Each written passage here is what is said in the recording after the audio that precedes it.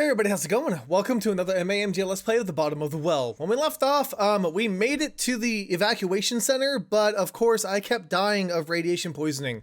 Now, this is kind of part way into a playthrough already because I wanted to get at least something new and different in this next episode. And I brought the change of clothes and we met up with Chess and his sister. As you can see, we're out of food, which is fine, but she actually changed her clothes. See, at least I had a chance to change my clothes. I didn't know how big a difference it made, but it felt wonderful to have something non-dusty against your skin. I think that's actually crucial for the radiation thing. I think that's why we kept going off. All the food I had on me really did go, and in the end, I even had to supplement a bit from the cupboards. I'm sure it was fine. Okay, so we ate through all our supplies, yes, and we want to keep going. Alright, so now I'm gonna meet up with those guys, and hopefully they won't call us looters, because we won't have any food or anything. That's what I'm hoping is gonna happen. We'll see in just a second. Okay, so I'm gonna prove to these guys that I don't have any food, and hopefully that'll let me go through without any issues. No, I had nothing. I opened my pack to show him, and he grabbed it, emptying out and rifling through the contents. So much for concerned citizen, what they do then. They told me, I'm not a looter! I should give my backpack back, to which he replied, I mean, let's try talking our way through. The famous fast talk. It really doesn't work, does it? I was just there to help Chess and his sister. They're probably gonna get through and I won't be able to. Did that just work? They said they could let Chess and her through. I'll still need to be checked for supplies. And, well, I didn't have anything, so I just waved them goodbye. Ah, crap. Anyway, I still need to figure out what else to do. So I guess we need to reconsider the whole thing. Okay, let's wait and see what happens. Somehow I felt like this kind of thing wouldn't be forever. Either a bigger and more powerful group would come along and chase them away, and the government would show up, or they get bored and leave, so I decided to wait. Alright. Where did you hole up? There's actually a parking garage nearby. You could just stroll in and walk up the upper stories. From there, you had a perfect view of the river. Right. Not the best cover, though. I scouted through it and found the staff area. It was small, but empty. What about supplies? There was always loot to be had from the surrounding buildings, even if not all of it was perhaps the safest. I did a run before settling in, gathering what I could. Oh, so I got some food again. So, down to wait. How did that go? But see, the thing is, I'm feeling good. I'm feeling happy. Well, I was right. Eventually the government showed up. I was on lookout when it happened. The men down there saw something, and suddenly they were in a huge hurry, packing up their guns and their loot and running away as fast as their legs could carry them. A few minutes later, these huge military trucks come driving down, unloading soldiers before continuing. Ain't that just lucky? I was pretty happy, yes. I ran down to meet them. They were directing survivors, calling them to them with these huge speakers. Okay, also I should note that I've been in the parking garage before, but I died of radiation. So, yeah. The guard at the river had a full NBC gear, masks and all, which was in stark contrast to us, but we were sent through, and soon enough we were on the way to the evacuation center.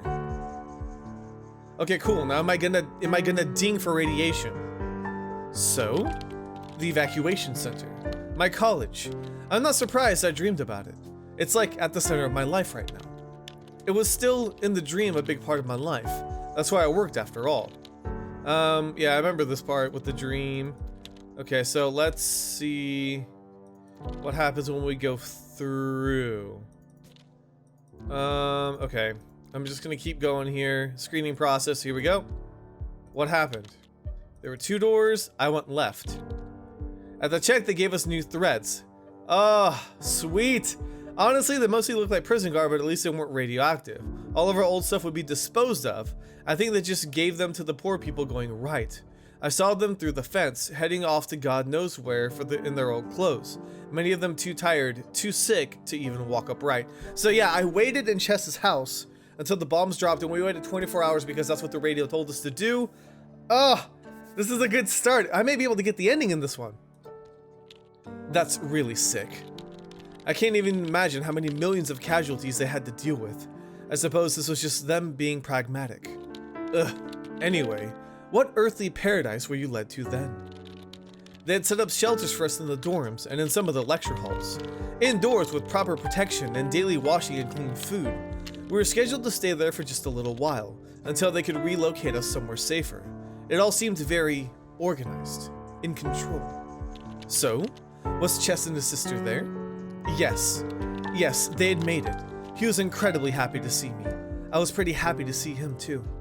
Great! Aside from the millions of casualties, a happy ending. Did you have hot dream sex and then wake up? No. And our happiness was, like you so kindly pointed out, relative.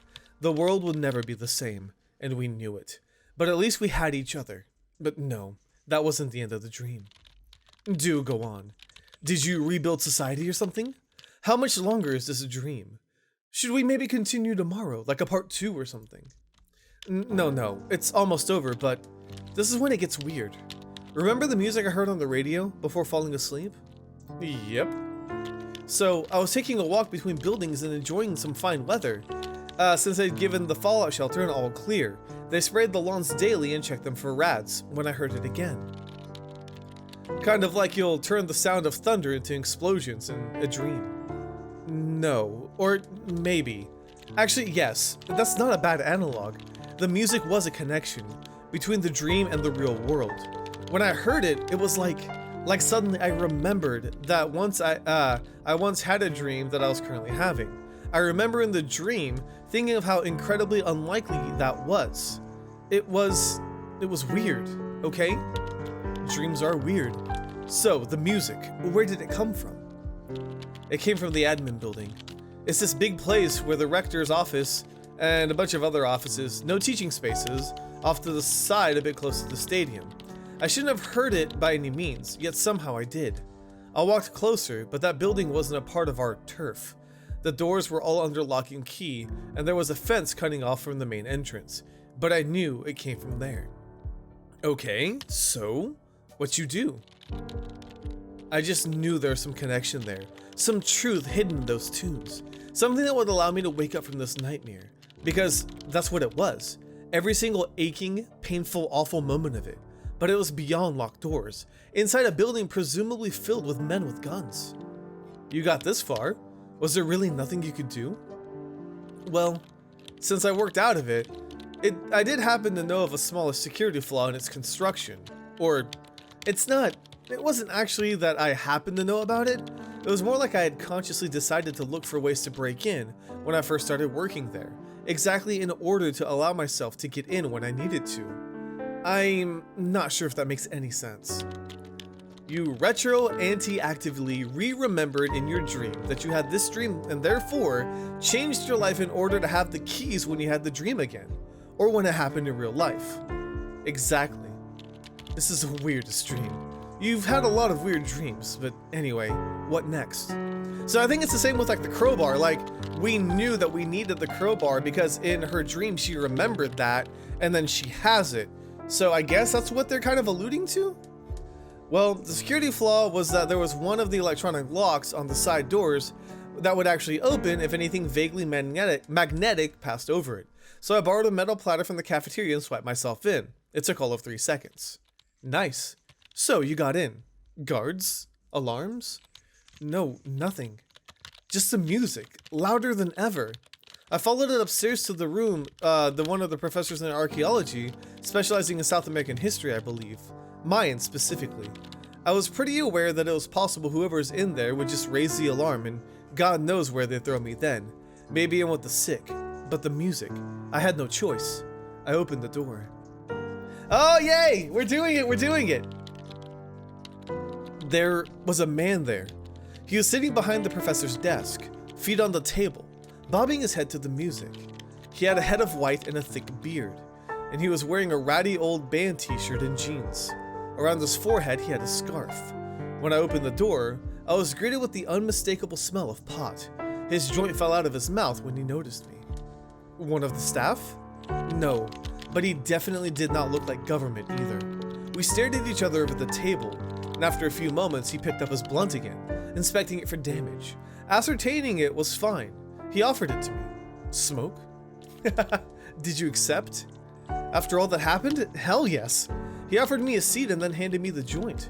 He was an older man in his late 60s or early to mid 70s, but still looked sprightly, an old hippie.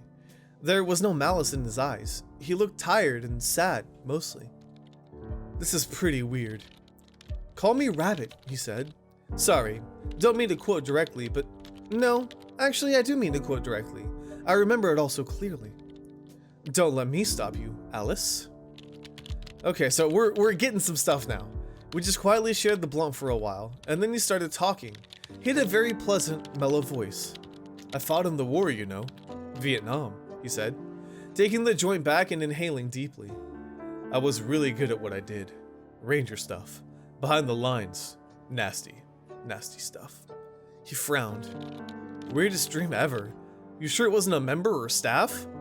"I'm sure." He just continued, ignoring my apparent confusion. "When I got back, I was pretty messed up. Everyone hated me too. I couldn't understand it. I'd fought to protect the US. I was supposed to be a hero, like Pops before me. But instead, all these people my age were protesting, burning flags, hating, and I couldn't let go of what I'd done either." He smiled at me, and then laughed like it was some kind of joke. "You don't know where this is going, do you?" So he was a traumatized war vet. You don't have any of those in your family, do you? "No, I don't even know any modern war vets. We're very anti-war in my family. But this character? I mean, he was a character, like a walking stereotype. He still felt very real, heavy, present, trying to smoke away his troubles, 4 or 5 decades afterwards. Deep scars. And he was right. I was even more confused than when I had come here." "I wonder where you cooked them up then. He seems so oddly anachronistic? Ugh, words." This is when he leaned under the table and took out 2 things. One was a safe, one of those small portable ones. This one with a 4-digit pin code. The other was a heavy, ancient-looking 1911 semi-automatic handgun. You're drawn to this music, aren't you?" he said. The gun in the box just lay there, like he forgot about them the moment he took them out. He continued. "Well, it's not the music, really. It's what's underneath it. Old sounds. Older than you'd think. Held together by God knows what. Magic, far as I know.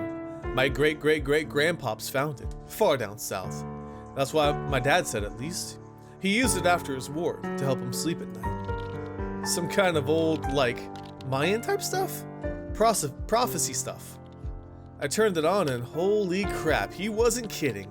The dreams it gave you, of a future all rosy and beautiful.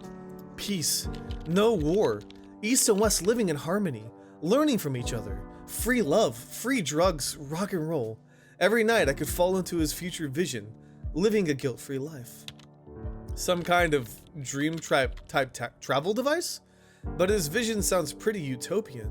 Yeah, he was getting to that. But then one night, it all changed. Instead of waking up to peace and love, I woke up to, well, kinda a version of this. He waved out the window and had a nice view, which had a nice view of the downtown area still smoking. The bombs had fallen. I panicked. I mean, I had to figure out already that it was some kind of prophetic device. But since the future looked so rosy, all I was doing was taking out a bit of it in advance while the rest of history caught on. Except now, something changed. Fascinating. So I did the worst mistake a person could do. I brought it to the government. I knew there was no other way to convince them of my vision, which I'd had for a solid month straight now, was true. I managed to get my old buddies in the CIA through my military connections. I set them up by the recorder and walked them through the vision. They were convinced, and they also knew something. Something about what caused it. Some secret scheme they'd all been cooking up, which had clearly backfired. I'm not sure if this explains all of his recent history, or does the exact opposite. Here's the thing. They would have happily thrown me to the dogs after getting a hold of the thing. But the problem was, it had attached to me. Maybe to my bloodline, maybe to something else, God knows. I was the dreamer. It showed me my dreams, which, granted, was the future of mankind, but still, they needed me. So wait, if they could predict things, why didn't they predict 9/11, or the fiasco of wars in Iraq and Afghanistan? I know you have a lot of questions, but we don't really have time for those. In about, he glanced at the clock, then picked up the handgun. I tensed. 10 minutes. I'm scheduled to wake up. And when I do, everyone else attached to this dream will also wake up, including you. No. You have to ask him about the radio signal. Why was it on public radio? And the box? What's up with the box? I did. And he laughed. He said, it's never been and never will be. The recording is locked in the deepest vaults of the Pentagon, somewhere next to the Ark of the Covenant and the Holy Grail. They run it once a year in a very controlled environment. You wouldn't believe the controls they have, the secrecy. There is no possible way you could have heard it. That is incredibly unhelpful. He added, with a twinkle in his eyes as he lifted up the pistol. Then again, my old grand Exet Pops did reportedly say that he heard it calling him through stone, rock, and soil from an unexcavated burial chamber. And my pop said he heard it playing from the attic on the day after his dad's funeral, even though that was impossible. Maybe it just calls for the next dreamer when it knows the previous one is on its last leg. Man, hey wait, the strong box? That was the weirdest part. He indicated the box with the gun and then looked at me. I will give you 2 minutes to open this box. If you are the new dreamer, which I think you might be, that shouldn't be any problem for you. And then he just got up to finish the blunt by the window. What? That makes no sense. How could you possibly know that? What did you do? I don't have a PIN number.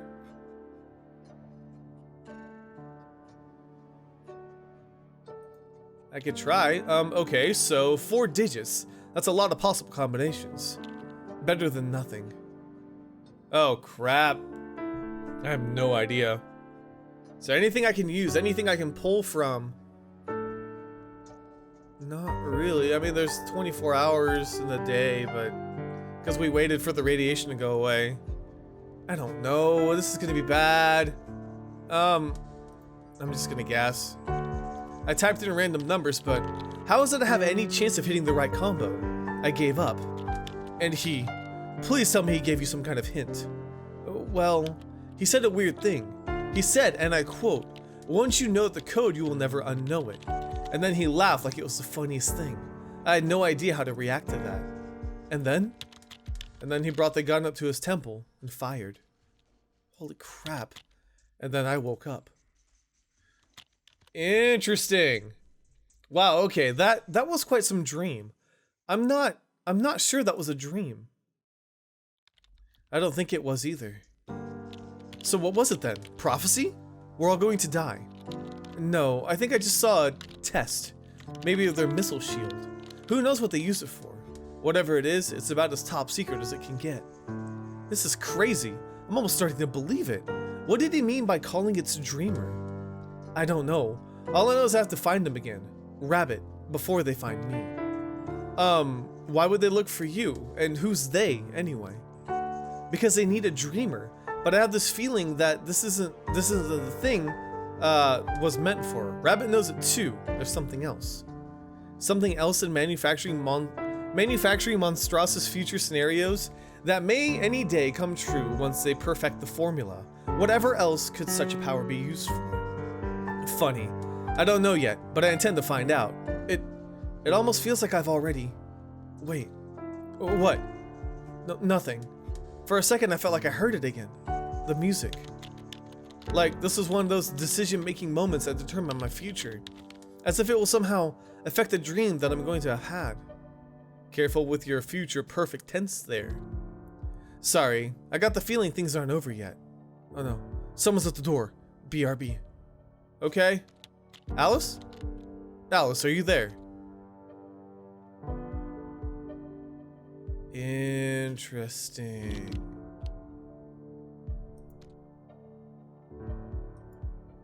Something happened to her. Okay, so I need to find out what that PIN number is. Oh, how am I gonna do that? There's gotta be clues. There has to be clues in this game that tell you what the PIN number is. But what? So this is a little bit more backstory on Chess and his sister. We're holed up back in his sister's apartment or wherever she was staying. And I've decided to wait for as long as the supplies last to see if I can learn anything else. And this is what I got. I also spent some time with Chess while we waited, and his sister. Her name was Mary, and she was just the nicest girl imaginable. She had this thing, Graves' disease? Some kind of autoimmune thing anyway. She had to pop pills for it all the time. Sounds nice though. Boyfriend time, I mean. Some perks of the apocalypse. Yeah, good God. He became so dramatic at the end. Ooh, drama. We don't want that. What did he do? He said I was the one. It was really dramatic, I'm telling you, but he told me that. He'd said he'd had 2 other girlfriends, but never in 1,000 years would either of them have come close with him rushing across the city to rescue his sister. 3rd time's the charm? Whoa, what was that? Do you guys see that? There's a 1. Oh, that's gotta be it. Okay. 1.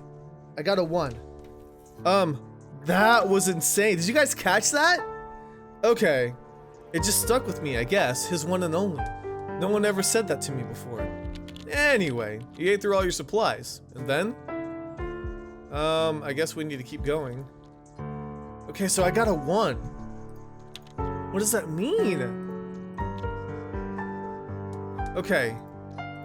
I need to find these. I just don't know where else I can go. Okay, this is all the same, so I'm gonna go ahead and skip it, but I will find out what other paths I need to do. Yeah, I'll figure it out somehow. Alright guys, so I did kind of like have to look and see exactly what I need to do to get the other numbers so that I wasn't here for an entire day and I don't spend the entire episode just wasting our time. So apparently you have to use Dark Alice and Custom Alice in order to get the other numbers from what I could tell. Right now, we've left the apartment complex and we are heading down, going to a shelter before the bomb goes off. As I got closer, I did see something that made my heart surge. Policemen. Actual government workers. They were ushering everyone down below, and people were actually moving in a somewhat orderly fashion. Is your subway system bomb-proof? I have no idea. I was caught in the stream of people either way, and I found myself shepherded below ground. It smelled of pee and vomit and body odor, and crying and shouting made talking impossible. Okay, so regular Friday night at the underground. Funny. Anyway, there's actually a semblance of order down there. The policemen were giving people places to sleep. Also down on the tracks. And you? Ended up on the tracks. With nothing but the clothes on my back. Pretty much. I just pulled my knees up to my chest and held my head down and waited for the end. At least you weren't alone. And it had to be safer underground, right? I didn't feel safe. Not at all. Someone could have knocked me out. Hell, someone could probably have shanked me right then and there and no one would have noticed. I was almost more frightened of the other people than I was of the bombs. The bombs were just abstract threats, while all these panicking people were right there. What? No coming together of people? No great communion in the face of danger? Every man for himself. Anyway, apocalypse. So it was real. I mean, in the dream. Yes. The first one was the worst, because the light went out with it. I tried to make myself as small as I could, but I still got kicked once or twice by people running in panic. A few moments later, there were flashlights out, police shouting, telling everyone to be calm. Be calm? Pfft. The lights were out and it was completely and utterly pitch dark. The first one. There were more. I lost count. With every blast, there was this terrible sound from the roof, like it was crying out. Small pieces of it rained down with every rumble, and we all responded to its cry. Jesus. Did the roof hold? It groaned. Rocks tumbled down. Someone got hit by one big enough to hurt and they cried out. I don't think the station was very far underground at all, and it hadn't been designed with bombings in mind. That must have been pretty harrowing. Not just for me. A lot of people got up and said they weren't going to stay. There was a surge of people. Panic was mounting again. It was quiet outside, but the policemen didn't want anyone leaving yet. There was a lot of screaming, someone demanding to be let out. I had to stand up to avoid getting jostled or trampled again. What'd you do? That's when the final bomb hit. Close. Maybe it had been shot out, of course. Maybe. Who knows? I was looking towards the exit when it hit, and I could see the firestorm sweep down into it, engulfing the hapless policemen and anyone who'd been pushing against them to come out. Everyone screamed, but it was drowned out by the sound of the roof beginning to fall. Dust covered everything. Holy crap, what'd you do? After I finished coughing, something was burning, so I could actually see, although I didn't particularly want to. What I saw was that most were either huddling down, praying to whatever god they had, that they wouldn't be buried alive, or trying to escape. No one could get past the burning wreckage at the entrance, but the subway tunnels were wide open. Most were crowding into the tunnels leading westwards, away from the downtown area, but it was a stampede. The tunnels leading east, back from where I came, were practically empty by comparison. I would get out of there if I were you, regardless of the direction. Where'd you go? Let's go west. I started running, and almost immediately ran into a solid wall of backs. I immediately started elbowing my way through. How charitable of you. Kill or be killed. Did you get through? I kept pushing my way through. That's when the roof started to collapse. Oh no. Whatever common courtesy remained was thrown aside. It was a stampede. I let myself get carried along into the tunnel while the slow crush began behind us.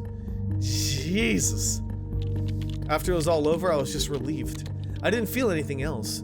Does that make me a terrible person? Only if you trampled a few children to get where you were. I don't think I did. Whatever the case, I got into the tunnel just as the subway station collapsed behind us. I don't know how many got caught back there, but yeah. I added my flashlight to a few of the others, but even so it was pitch dark. It's pretty terrible. Faces flashing in and out, people crying after loved ones. There was one woman, she was crying for someone, maybe a child, and it just escalated and escalated, so as she couldn't find him. What did you do? There wasn't like a discussion or anything.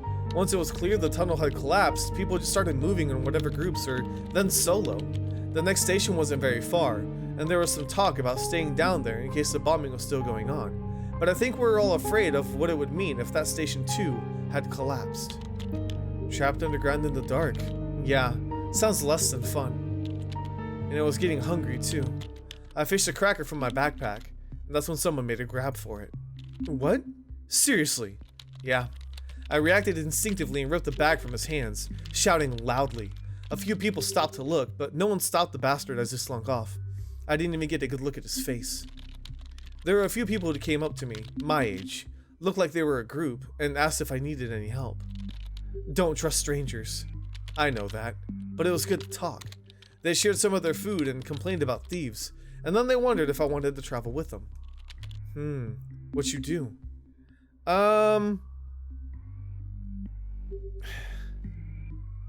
They did say don't trust strangers. I don't know. I feel like I'm gonna get taken advantage of because they know I'm helpless. Let's decline. I said thanks, but I had somewhere I was going once I got out of here. They seemed to understand, and that was that. So, the next station, what did it look like? Like I said, these two stops were very close to one another, so it didn't take long to get there. But yes, it had collapsed too, and at least partially. By the time I got there, there was already some kind of evacuation taking place. Someone said they'd seen light. That's lucky. Was there light?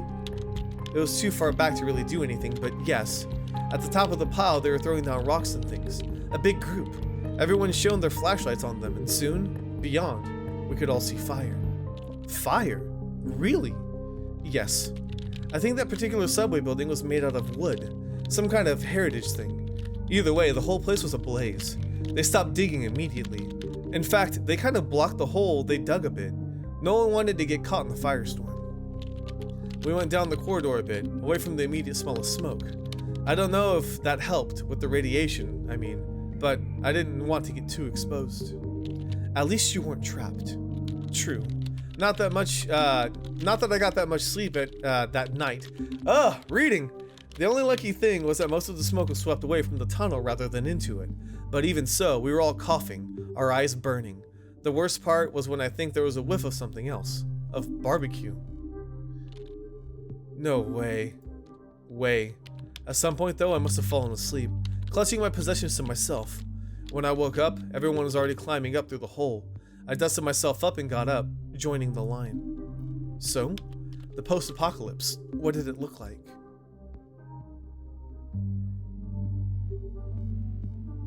So I wonder if we would have been like freaking killed and eaten.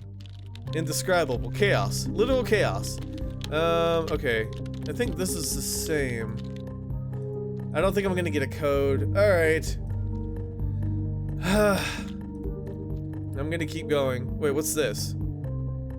Someone had written on the wall of the subway station, Matthew 4:1. 4! Oh, there it is!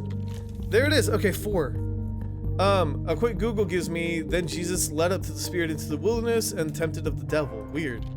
Not so weird. Wilderness. Apocalypse. Frontier. They're all connected. What about radiation? I mean, wasn't that the big danger? Fallout? Yeah, there's this rain of ash coming down. Yeah, that's gonna kill us.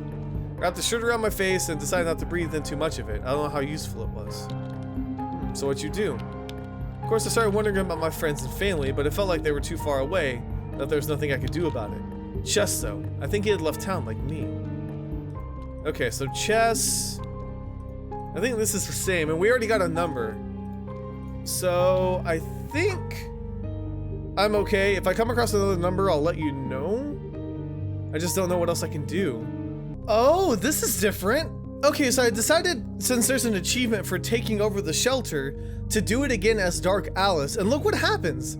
So we knocked out the queen, and then before Ray comes, because when I was normal Alice, we backed away like apologizing, but not this time. Look, she calls herself a Sarah Connor in this dream. I knew he was coming. I grabbed the queen before she could fall. Christ, Alice. He pulled out his gun and aimed it, but I was now holding the very much knocked out girl as a shield. Go on. He hesitated, long enough for one of my friends to rush forward and grab his arm and wrestle the gun away. Long story short, I won. That is cutting it short. What did the others say? What did the queen say? What did you do with the gun? The queen didn't say much. She had trouble talking. I think I half knocked her teeth out, or knocked half her teeth out. Maybe broke her jaw, I don't know. I'm not a doctor. She had a concussion, that much was sure. Ray was subdued. We didn't kill them or get anything though. We kept them like prisoners, I guess, the price of coming in second place. Dreamy was a weirdly sadistic character. She deserved it, after everything she'd done. Anyway, the shelter was ours. And the gun? I, actually lost it. Somebody took it in the fracas and it was gone. I don't know who. I really don't care either. Maybe one of Ray's friends had it. They didn't stay. At least it didn't come back to bite us in the butt. So why didn't you just kick out Ray and his queen too? She was in no state to travel, and he wanted to stay with her. I remember this one moment. The queen and Ray were sitting on a bench down in the shelter, huddled up close. Ray took off his jacket and wrapped it around her shoulders. I remember the jacket had a big gold embroidered text that said Lucky 7 on it. Not so lucky. I don't know why it jumped out so clearly at me. 7! It jumped out to me too! Okay, anyway. So you stayed at the shelter, for how long? Well, the idea was to wait out the worst part of the fallout period. Unfortunately, the trapdoor was totaled and there was a lot of debris already inside the shelter, but we built a kind of makeshift thing out of a tarp to keep the worst out, and did our best to clear out what had come in. Alright, so how long did you stay? Essentially until our supply started running out, so... which was practically immediately, but at least we got a moment to rest. Okay. By this time, we actually got a few other wanderers coming in, and most of them were headed out of town towards an evacuation center, which I can't get to yet. I need one more. Okay, so this is very, very weird. I had to make a custom Alice and kind of give her specific traits, and we stayed in the apartment, and then we left as soon as the explosions went off. She loses, like, her consciousness, and apparently we just woke up and there's a dude named Ross here. Sure. I mean, I knew that. I knew him actually, but I was really out of it for a while there. Ross lived one floor above me. He'd hidden in his apartment and waited 24 hours, and then he'd gone out looking for other survivors. Once I had sufficiently recovered, he led me out of that stairwell. Were there other survivors? Yes, we gathered at the bottom floor, a little group of us. Ross, me, an old lady from the ground floor, a family. Okay, so this is something we've seen before. Radiation, okay. We were more worried about the building collapsing. Okay, but apparently I'm supposed to meet up with Ross and his interactions are gonna give me the final number that I need. I think. I'm so beat up though. Ross said I was the last person he found alive in their building. Okay, so we need to go away from ground zero. They're pretty stubborn, yeah. So Ross suggested the government might have some medical facilities out of town. That's what made them think. So what did you do? Let's We gathered what we could and set off, I think. I heard that we had to get out of town. Did they come with you? What about the family with the kid? I said I'd carry him if nothing else. They were coming. So in the end they agreed, and we would start heading out. How many of there were you now? Was that even a sentence? How many of you were there now, right? Yeah, that makes more sense.